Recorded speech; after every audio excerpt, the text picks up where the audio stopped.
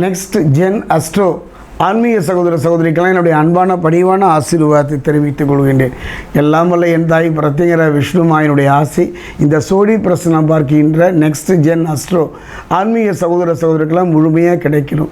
ஒரு மனிதன் ஒவ்வொரு காலகட்டத்தையும் நாம் கடந்து தான் வர வேண்டும். அதைத்தான் நம்முடைய முன்னோர்களும் மகான்களும் ரிஷிகளும் நவகிரகங்களாக நமக்கு அமைத்து தந்திருக்கின்றார்கள். நமக்கு தெய்வ நம்பிக்கை இருக்குதோ இல்லையோ, இருந்தாலும் ஏதோ ஒரு விதத்தில் கலங்கி நிற்கும் பொழுது, கண்கலங்கும் பொழுது நம்ம தோல் சாய்வதற்கு ஒரு நம்பிக்கையான ஒரு இடம் தேவை. அந்த இடம் இறைவனாக இருக்கலாம், இறைவன் சார்ந்த ஜோதிடமாக இருக்கலாம். அதில் பார்த்திங்கன்னா சோடி பிரசனம் என்று சொல்லக்கூடிய ஒரு அற்புதமான கலை.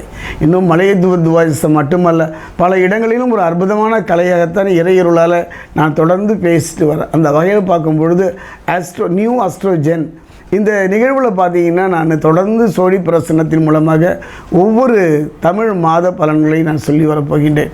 அந்த வகையில் பார்க்கும்போது புரட்டாசி மாதம் 12 ராசிக்கு நான் தொடர்ந்து சொல்கின்றேன். அதில் பார்த்தீங்கன்னா ரிஷபத்தை பொறுத்த வரைக்கும் கிருத்திகை 2, 3, 4, ரோகிணி, மிருகசீரிஷம் 1, 2 இந்த புரட்டாசி மாதம் எவ்வாறு இருக்கும் என்பதை இப்போ நம்ம சோடி பிரசனத்தில் பார்க்கலாம்.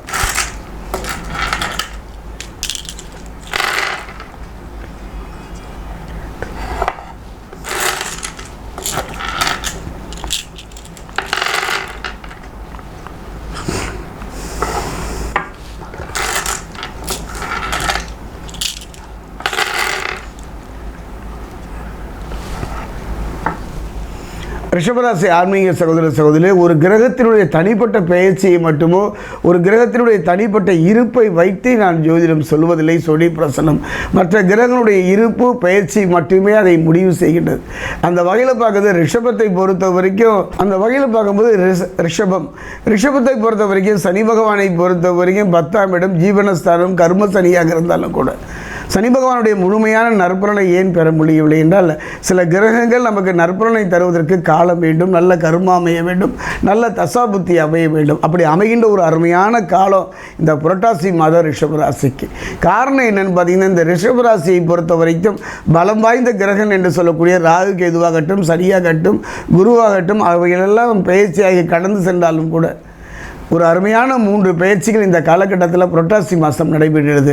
அதுதான் ஆத்மகாரகன் என்று சொல்லக்கூடிய சூரியன், களத்திரகாரகன் என்று சொல்லக்கூடிய சுக்கிரன், செவ்வாய், இந்த 3 கிரகங்களும் பயிற்சியாகி நடந்து இருக்கின்ற ஒரு அருமையான ஒரு காலகட்டம் இந்த காலகட்டம் புரட்டாசி மாதம். இது எவ்வாறு இருக்கும் ரிஷபராசி? ரிஷபத்தை பொறுத்த வரைக்கும் சனி பகவானுடைய பாதிப்பில்லாட்டலுடைய முழுமையான நற்பனை பெறுவதற்கான ஒரு நல்ல சந்தர்ப்பத்தை அமைத்து தரப்போகிறது. இழந்ததை திரும்ப பெறுவதற்கும், நிம்மதியான ஒரு வாழ்வதற்கும், சிந்திய கண்ணீருக்கு பலன் தருவதற்கும் ஒரு அருமையான ஒரு வாழ்க்கை. ஒரு காலம் செய்வது போல கடவுளும் செய்ய மாட்டார் என்றுதான் நம்முடைய முன்னோர்கள் வகுத்து தந்திருக்கின்றார்கள். இந்த புரட்டாசி மாதம் என்னை பொறுத்த வரைக்கும் களத்திரகாரகன் சுக்கிரன் சப்தம சாலத்தில் இயங்குவதனால, செவ்வாயோடு இணைந்து இயங்குவதனால நிறைய பிரச்சனைகளுக்கு தீர்வு காணக்கூடிய ஒரு நல்ல அருமையான சந்தர்ப்பம். புதனை பொறுத்த வரைக்கும் பூர்வ புண்ணிய ஸ்தானமாகிய தனஸ்தானத்தில் அற்புதமான ஒரு மாற்றத்தை தரப்போகின்றார். நிம்மதியான ஒரு வாழ்வு, கலகி போன நம் வாழ்வுக்கு அந்த கண்ணீரை துடைக்கின்ற ஒரு காலமும் இந்த காலகட்டத்தில் நல்ல ஒரு வேலை வாய்ப்பு அமையும். சிலருக்கெல்லாம் திருமண வாழ்வியெல்லாம் காலம் தள்ளிக்கிட்டே போகும். நீண்ட காலமானாலும் கூட அந்த திருமணம் நல்ல முறையில் நடப்பதற்கும், அந்த திருமணம் காதல் திருமணமாக இருந்தாலும், பெரியவங்க பார்த்து வைத்து திருமணமாக இருந்தாலும் நல்ல முறை நடப்பதற்கும் ஒரு அருமையான சந்தர்ப்பம் இந்த காலம். நல்ல வேலை அமைந்தாலும் கூட அந்த வேலையில் நிம்மதி இல்லாத ஒரு வாழ்வு, போராடுகின்ற ஒரு வாழ்வை சந்தித்தவங்க வாழ்க்கையில் அந்த போராட்டத்துக்கு ஒரு முடிவு தரக்கூடிய நல்ல மாற்றத்தை தரக்கூடிய ஒரு மாதம் இந்த புரட்டாசி மாதம். ஒரு அருமையான சந்தர்ப்பம். சனி பகவானுடைய முழுமையான நற்பலன் ஒருவர் பெற்றுவிட்டாலே போதும். சனி கொடுப்பதை எவர் தடுப்பார், இவன் தடுத்தால் எவன் கொடுப்பார் என்பது தானே பழமொழி. அந்த வகையில் சனி பகவானை பொறுத்த வரைக்கும் அர்த்தாசிரம சனியோ, ஜென்ம சனியோ, பாத சனியோ, கண்டக சனியோ, சனியின் எந்த பாதிப்பும் இல்லாத பொழுதும் சனி ஏன் உங்களுக்கு நன்மைகளை தயங்குகின்றார் என்றால் காரணம் இருக்குங்க. நல்ல ஒரு தசாபுத்தி அமையவில்லை என்று தான் சொல்ல விட. அந்த வகையில் பார்க்கும்போது ஒரு அருமையான காலகட்டம் ரிஷபராசிக்கு. ஒரு பொற்காலம் என்றே சொல்வேன். பொன் வைக்கும் இடத்தில் ஒரு பூ வைக்கின்ற ஒரு நிகழ்வு என்றே சொல்வேன். அந்த வகையில் பார்த்தீங்கன்னா இந்த மாதம், இந்த புரட்டாசி மாதத்துக்கு ஒரே ஒரு விஷயம், நிறைய பணமடையில் நனைவீர்கள், பணம் கொட்டென்று கொட்டும் என்றெல்லாம் அளந்து விடுவதற்கெல்லாம் இல்லை காரணம் இல்லை. ஆசை வார்த்தை காட்டி மோசம் செய்வதெல்லாம் சோழி பிரசனத்தில் இல்லை, உள்ளதை உள்ளபடி சொல்லக்கூடிய விஷயம். அந்த வகையில் பார்க்கும் பொழுது சூரியனுடைய பார்வை, இந்த சூரிய பயிற்சியில் பார்த்தீங்கன்னா சூரியனுடைய முழுமையான பார்வை சனி மீது படுகின்ற ஒரு அற்புதமான காலகட்டம் அள்ளி தரப்போகின்றார். இதுவரை உங்கள் வாழ்க்கையில் தடைபட்டு போன எதுவாகினும் அது ஒரு சுபகாரியமாக இருந்தாலும் சரி, திருமணமாக இருந்தாலும் சரி, தொழிலாக இருந்தாலும் சரி, நீங்கள் எடுக்கின்ற எந்த முயற்சியாக இருந்தாலும் தடை நீங்கி நிம்மதி தருகின்ற ஒரு அருமையான ஒரு காலகட்டம். அதே நேரத்தில் பார்த்தீங்கன்னா தொல்லை தந்த எதிரிகள் விலகுகின்ற ஒரு அருமையான சந்தர்ப்பமும் இந்த காலகட்டம். நல்ல காரியங்கள் நல்லமுடன் நடப்பதற்கும், எடுத்த காரியத்தில் வெற்றி நோக்கி நடப்பதற்கும், சுபகாரியங்கள் கைமேல் பலனை தரக்கூடிய ஒரு அருமையான சந்தர்ப்பம். அதே நேரத்தில் பார்த்தீங்கன்னா யோகக்காரகன் என்று சொல்லக்கூடிய ராகுவை பார்த்தீங்கன்னா சில சங்கடத்தை தர காத்திருக்கிறார். அதாவது பேசும்போது தெளிவாக பேசுங்க. உங்களுடைய அந்தரங்க விஷயங்களாக இருந்தாலும் சரி, உங்களுடைய ரகசியங்கள் அத்தனையுமே யாரையும் நம்பி எளிதில் சொல்லிவிட வேண்டாம். காரணம் நண்பனும் பகைவனாக மாறுகின்ற ஒரு சூழ்நிலை இருப்பதனால நீங்கள் யாருக்கெல்லாம் உதவி செய்கிறீர்களோ அவர்களே எதிரியாக மாறுகின்ற ஒரு சூழ்நிலை இருப்பதனால சற்று கவனமாக பொறுமையாக இருப்பதைத்தான் இந்த புரட்டாசி மாதம் கிரகங்கள் எல்லாம் உனக்கு எடுத்து காட்டுகின்றன.